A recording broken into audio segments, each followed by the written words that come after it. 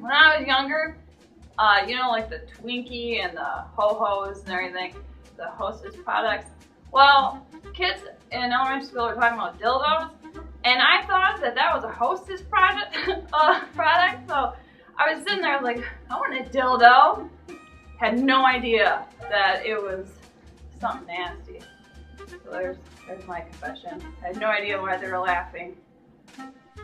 So my freshman year in college, Platteville, the first party I ever went to, I'm thinking it's gonna be at this house party, like, you know, come from the suburbs or whatever.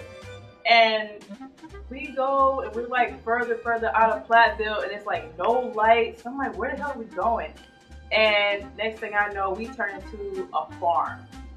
We go into this barn, and it's like over 100 people partying, drinking beer, doing keg stands. And I'm like, what is this? Like, I've never experienced it before. So then, like, one of my friends come up behind me, is like, in the event that the cops come, I'm like, what the hell? In the event that the cops come, run outside the back door and head up to the cornfield. So I'm like, okay. So then, like, 5 seconds after me thinking that, cops come and everybody's like, come, run in the back door, run in the cornfield. So we all dip out, jump over 3 barbed wire fences. I cut my jeans, cut my shirt. I didn't have no sweatshirt on. It was like 13 degrees outside. Get up to the cornfield. I'm tired. We're just sitting there waiting for the cops to like just fade out. But it was just so many cops coming in, And then next thing I know, I hear boo. And I'm like, I know there's not a cow 10 feet away from me, and turn around, there's like this cow right behind me. And then the cop comes up with a dog, and then we just like run through the cornfield, like at least 3 acres, and like I didn't get back to my room till about 5 o'clock in the morning. Tragic. So when I was a freshman, I had a random roommate, and I thought we were gonna be best friends. Well, it was the complete opposite. Her boyfriend would always show up during the week, actually, and I would be kicked out of my room because he would stay.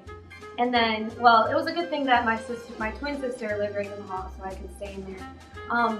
But one night, it was on a weekend, and I went to my room, the door was locked, and the light was off, so I just thought she was sleeping. I walked in, and they were having sex on my futon that I slept on every night, the sheets that I slept on every night. I just turned around and walked out the door. That was the worst possible experience ever. So there's been numerous times where I've gotten really drunk. The first occasion was the old Thunderdome, where I got so drunk, I turned around and pissed on the wall. Another time, I got really drunk and pissed in Schoolgirl's wall. And the last time was during the summer, where I got really drunk, went into this girl's basement, and pissed all in her foosball table and on the floor. And obviously I didn't know, so I wiped it up with my shirt and just left. So yeah. So a couple months ago now, actually, I had thought I'd seen it all in Platteville. But I was downtown with a couple of my football playing buddies, Bronson and Jay Eddie. You may know them. We're standing there talking, and all of a sudden some Lil Wayne looking guy takes up the jambalaya woman's grill and he throws it down the street. Well, he was throwing it at another football player. So naturally, there's like some ESP, and all the football players come out of every bar there, and I don't know how they did it, but they all come out looking for this Lil Wayne guy. And after he threw that grill, everybody was out in the streets, and finally, I don't even know what he was mad about, but everybody saw it, and Lil Wayne was literally in like it was a lookalike, a dead on lookalike. I've never seen anything like it, but I'll never forget it either. One time, I was playing this gig in Platteville, and some people from out of town decided to come and visit. And I thought that would be cool, and that was fun, and we played the gig, and it was a big success, and everything was just swell.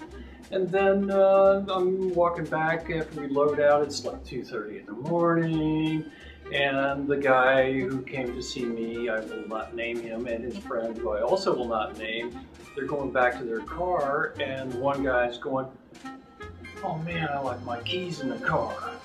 And I'm going, "Oh, okay, fine. Well, we'll take care of that, you know." So I flagged down a cop, you know, and said, "Can you break into this car for us?" And he said, "Sure," you know. So doing this thing with the Slim Jim, and then pops it open. Hey, thanks, man. Really appreciate it. Yeah, anytime. And then the driver said, I guess he didn't notice that bag of weed sitting on the console. And I said, I guess he didn't. And then later on, he looked in his wallet, and his wife had given him a spare key because he always did this. And so he had a spare key in his wallet the whole time. Freshman year in high school, I go every summer I've gone to go see my aunt and uncles and work at the motel, and I get to go fishing and whatever else up there. So one morning, early morning, I went fishing for walleye. Didn't have a phone, camera, or any emergency device on me, and I was told I had to be back at the hotel by 7. But me being a little kid, like, all right, that last cast, hoping I'm catching something. That last catch, hoping I'm catching something. Well, I'm thinking as I'm hearing footsteps behind me that my aunt's coming down to tell me, all right, wrap it up and let's go.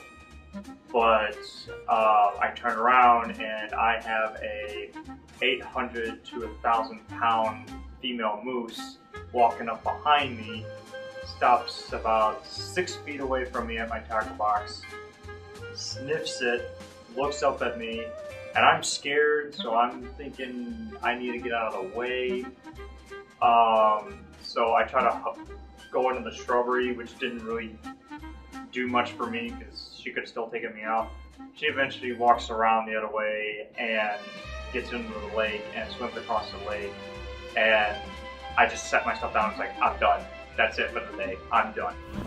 When I was about 5 years old, my sister and I were playing hide and go seek in our basement, and after about 30 minutes I couldn't find my sister, and she came out of the dryer. She popped out and she's like, do you know what would be a really good idea is if we turned on the dryer while one of us were in it, and it would be like a roller coaster. And I was like, yeah, that'd be a really good idea, me being 5 years old. So she pops in the dryer and she's like, okay, this is the on button. So I get on top of the dryer and I turn on the on button, and she's laughing and it's fun, and then all of a sudden she starts screaming, and she was like, get me out of here! And me being 5 years old, I didn't know how to turn off a dryer, so I kept pressing the start button, and I was like, I don't know, and I'm in tears. I'm yelling for my mom who's upstairs like cooking or something, and then all of a sudden my sister, she figures out how to push it open. She said she couldn't tell which side was which, so she was having a hard time knowing which door or which one was the door.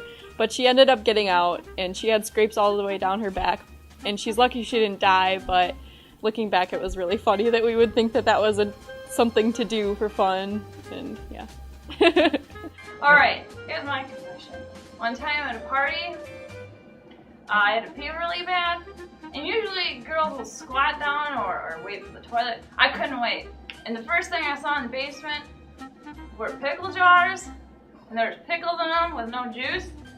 I peed in the pickle jar, and I don't know if they ate those pickles, but God knows, I don't want to know. Swerve. So one of my really good friends, she was staying over at her boyfriend's house one night, and in the middle of the night, she was really thirsty, so she got up, and in the corner of his room, that's where he keeps all of his drinks.